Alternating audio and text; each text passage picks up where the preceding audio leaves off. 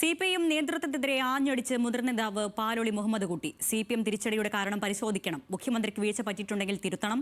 തളിപ്പറമ്പിൽ ശ്യാമളയെ സ്ഥാനാർത്ഥിയാക്കിയത് തിരിച്ചടിയായി. പാർട്ടി സെക്രട്ടറിയുടെ ഭാര്യയെ മത്സരിപ്പിച്ചതിൽ ഒരു തെറ്റായ വികാരമുണ്ടായി.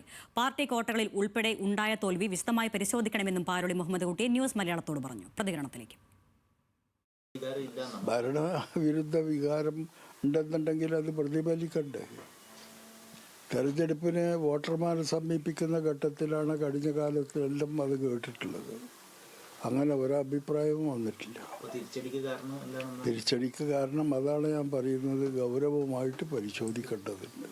പിണറായിയുടെ ഭാഗത്ത് പെശകുണ്ടെന്നുണ്ടെങ്കിൽ തിരുത്തണം. പിണറായി എല്ലാ തെറ്റുകൾക്കും അതീതനാണ് എന്നുള്ളതൊന്നും അല്ല പറയുന്നത്.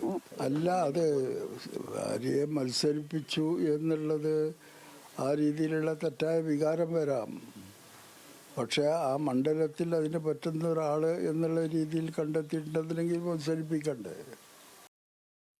വിവരങ്ങളുമായി സച്ചിൻ വള്ളിക്കാരുണ്ട്. സച്ചിൻ, ഭരണവിരുദ്ധ വികാരം എന്നതിനപ്പുറം ഈ തോൽവിക്ക് കാരണമെന്ന് കരുതി വിലയിരുത്തപ്പെടുന്ന ഘടകങ്ങളിൽ ഓരോന്നും ചൂണ്ടിക്കാണിച്ചുകൊണ്ടാണ് മുതിർന്ന നേതാവിന്റെ വിമർശനം. എങ്ങനെയാണ് അദ്ദേഹത്തിന്റെ വാക്കുകൾ?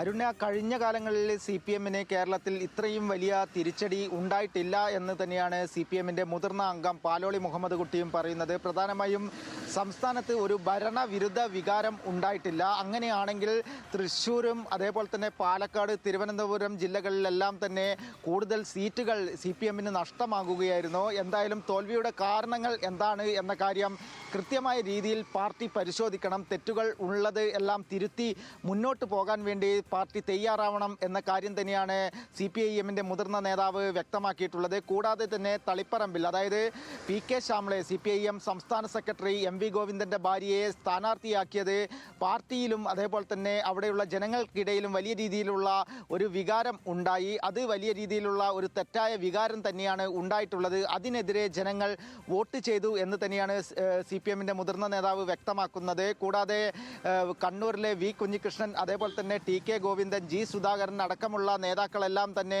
പാർട്ടി വിട്ടുപോയതും കൃത്യമായ രീതിയിൽ പരിശോധിക്കണമെന്ന കാര്യവും പാലോളി മുഹമ്മദ് കുട്ടി വ്യക്തമാക്കുന്നുണ്ട്.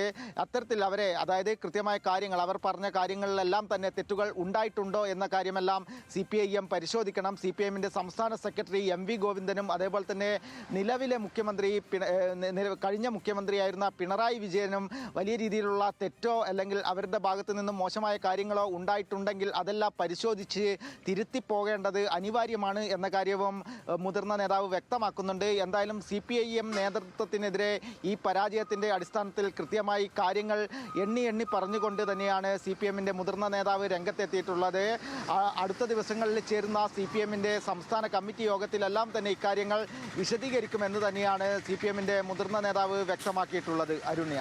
ശരി, സച്ചിനാണ് വിശദാംശങ്ങൾ നൽകിയത്.